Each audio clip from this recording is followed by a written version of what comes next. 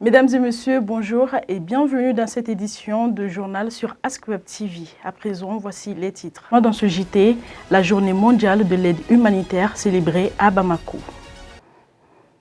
De retour sur le plateau, comme annoncé au sommaire, le Bureau de la coordination des affaires humanitaires, OCHA, en partenariat avec le ministère de la Santé et du Développement social, a célébré la journée mondiale de l'aide humanitaire. L'événement a eu lieu ce mardi 19 août 2025 à l'hôtel Azalaï de Bamako sous le thème « Agir au Mali et ailleurs ». L'objectif de cette journée est de rendre hommage aux humanitaires, notamment ceux qui ont perdu la vie, en servant les communautés vulnérables. Reportage signé Aminata Koïta et Oumar Ndiaye. Bamako a célébré la journée internationale de l'aide humanitaire commémorée chaque 19 août. Organisée par le Bureau de la coordination des affaires humanitaires des Nations Unies, OCHA, au Mali, en partenariat avec le ministère de la Santé et du Développement social. Cette cérémonie a rendu hommage aux humanitaires. Elle a également salué les actions sociales et humanitaires menées par les ONG nationales et internationales au Mali. Rendons hommage à celles et ceux qui sont tombés et agissons pour cela en prenant des mesures concrètes pour protéger chaque travailleur humanitaire et investir dans sa sécurité, pour mettre fin aux mensonges qui coûtent des vies, pour faire en sorte que les auteurs de ces crimes ne puissent se soustraire à leurs responsabilités et soient traduits en justice. En 2025, l'OCHA annonce que 6,4 millions de Maliennes et de Maliens ont des besoins humanitaires multisectoriels. Ces chiffres alarmants montrent l'urgence de l'aide et l'importance des humanitaires pour accompagner les personnes vulnérables, notamment en soutien matériel, émotionnel, sanitaire, entre autres. Pour célébrer cet engagement, plusieurs organisations non gouvernementales se sont mobilisées afin de sensibiliser le public aux besoins urgents des populations en détresse. Aujourd'hui, c'est une journée très importante pour nous. Ça montre que le monde entier prend en compte ce que nous sommes en train de faire pour les vulnérables. Concernant maintenant la situation humanitaire du Mali, il faut dire qu'elle est marquée par des déplacements de population.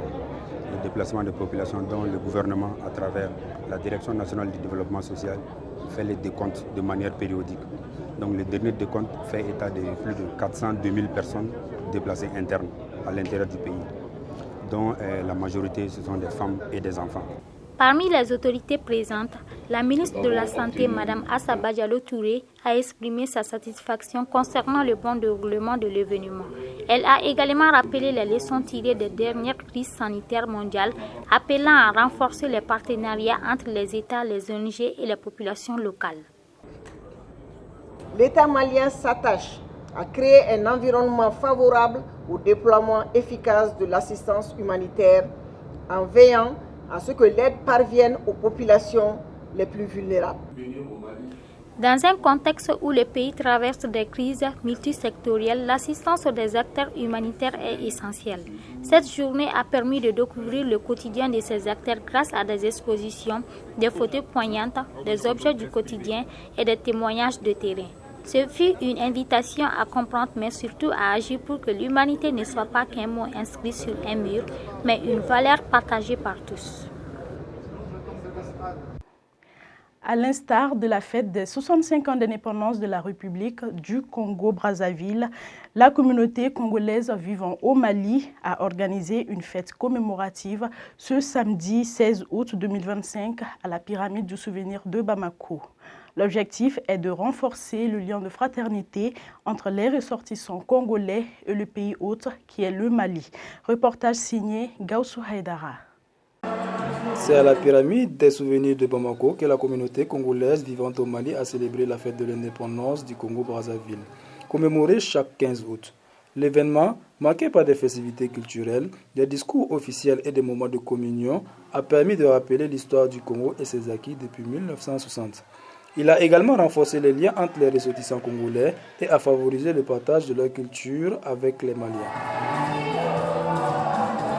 Ça nous donne un sentiment d'amour surtout, de fraternité, et surtout de renforcer la sororité entre les Congolaises et surtout l'entente, la tolérance et tout ce qui va avec. Comme le dit notre hymne national, oublions. Il faut oublier pour avancer. Et vous pouvez comprendre qu'être Congolais n'est pas facile. Mais autour de cette fête que nous célébrons le Congo, ça nous unit plus et ça nous aide. Le public venu en nombre a eu droit à un véritable voyage au cœur de la République du Congo-Brazzaville. Les invités ont apprécié l'ambiance, les rythmes envoûtants de la rumba, l'élégance vestimentaire des sapeurs et la découverte des délices culinaires locaux. La communauté congolaise est tellement unie et que quand c'est le jour de la fête, tout le monde vraiment est motivé d'y être. Donc nous voilà et nous sommes là. Et toujours, comme vous voyez quoi. Et à l'occasion de la célébration du 65e anniversaire de l'accession de notre pays à la souveraineté nationale et internationale. Et tous, étant Congolais vivant au Mali, nous nous sommes retrouvés ici dans ce cadre de partager un pot, pourquoi pas un repas, et aussi pour renforcer le vivre ensemble que nous prenons tant, parce que étant sur une terre étrangère, nous sommes appelés à être toujours soudés. Nous sommes appelés à vivre dans une ambiance fraternelle. Le consulat du Congo-Brazzaville, également présent pour l'occasion, a réaffirmé son engagement à œuvrer activement pour le bien-être de ses ressortissants. Des efforts concrets sont mis en place pour que chaque Congolais se sente accueilli, accompagné et soutenu, notamment dans ses démarches administratives. Parmi ces avancées notables, on compte la mise à disposition des passeports biométriques. Beaucoup apprécié du fait que je parle de l'innovation.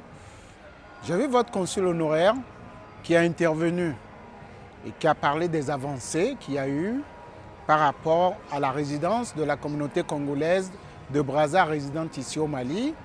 Il y a eu des passeports biométriques qui commencent à être distribués. Je vois qu'il y a une organisation qui augure de l'avenir prospère de la communauté congolaise résidente ici au Mali. Il serait difficile de trouver une parcelle ou une famille au Mali qui n'aurait pas un des leurs au Congo. Et je considère que déjà nous, au Mali, nous sommes chez nous, nous ne sommes pas à l'étranger. Tout Malien qui me regarde, je leur lance un message d'amour. Que si jamais il arrivait que vous trouvez une Congolaise en difficulté, sachez que c'est une Malienne qui est en difficulté. Le Diatiki, c'est une valeur reconnue au Mali. S'il vous plaît, élargissez ce Diatikiya auprès des Congolais. Et par la même occasion, au-delà de la fête, les G100 ont mis en lumière l'importance de préserver l'unité nationale et de maintenir les valeurs de paix et de solidarité. Ces principes sont essentiels, non seulement au sein de la diaspora, mais également dans les relations avec le pays d'accueil. Ce témoignage illustre parfaitement les liens de fraternité et d'union qui unissent le Mali et le Congo. À Bamako, au Mali, la tradition de la sculpture sur bois se perpétue, transmise de génération en génération. Ce métier, exercé par des artisans du grand marché de la ville, est animé de patience et de passion pour donner vie à des œuvres qui allient tradition et créativité. Plus que de simples objets d'art, elles reflètent l'identité culturelle malienne. Compte rendu avec Esther Ndiaye et Dorothée Diarra. Au grand marché de Bamako, l'artisanat est une activité florissante, notamment avec la sculpture sur bois. Depuis des années, les artisans transforment le bois en créant des formes et figures qui mêlent l'ancien et le nouveau. Chaque sculpture qu'ils réalisent raconte une histoire et représente la culture malienne et africaine. Âgé de 40 ans, Pierre Sanogo a embrassé le métier de sculpteur en 1993. Depuis 32 ans, il exerce son art avec une passion et un travail acharné qui font de lui un artisan accompli.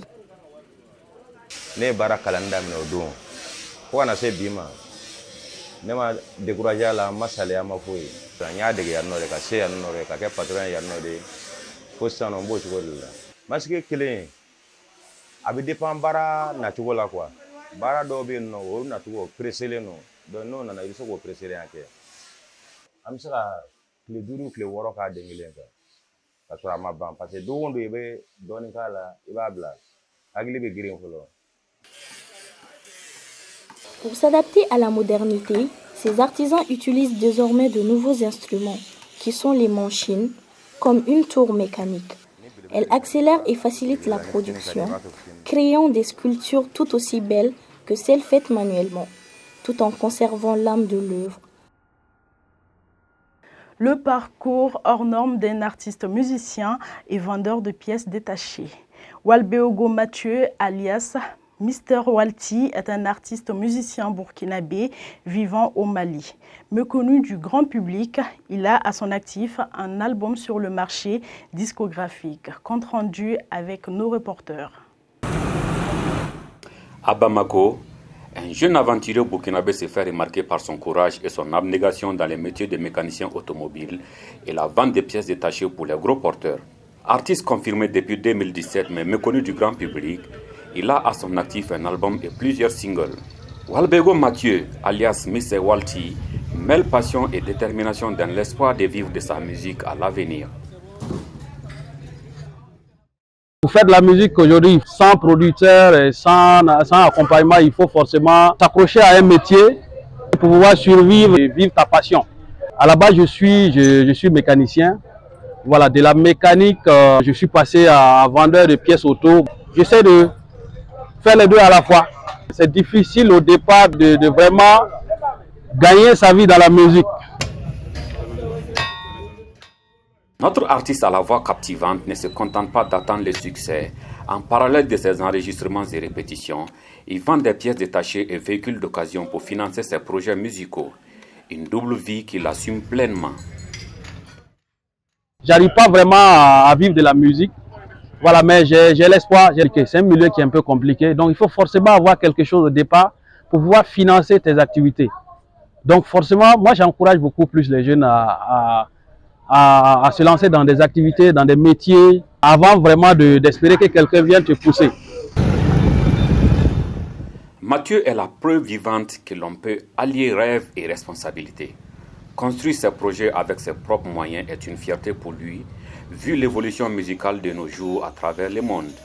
Ses collaborateurs trouvent en lui un artiste courageux et un homme modeste qui reste accroché à ses objectifs. Chaque chanson qu'il enregistre lui donne de la force pour surpasser les nombreux défis qui freinent son parcours. Quant à son arrangeur, Mathieu est l'un des meilleurs artistes de la nouvelle génération. Je l'ai connu en tant que vendeur de pièces. Derrière moi, il s'est lancé dans la musique. J'écoute ses chansons. C'est un garçon qui est beaucoup inspiré et il a beaucoup de talent. C'est un gars qui est très courageux. Inch'Allah, ça ira pour lui. Avec Walti, on n'a pas de problème. Parce qu'on a commencé la collaboration depuis 2016.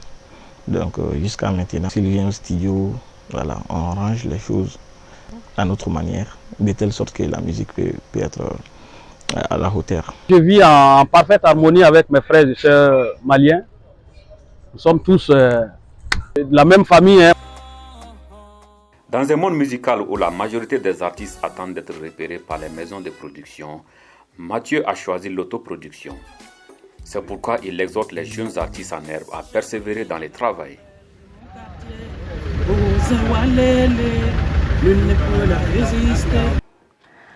Un proverbe dit « Si jeunesse savait, si vieillesse pouvait ». C'est sur cette note que s'achève cette édition du journal. Merci à vous de nous avoir suivis et restez connectés sur Ask Web TV pour ne rien manquer de nos prochains programmes. À bientôt.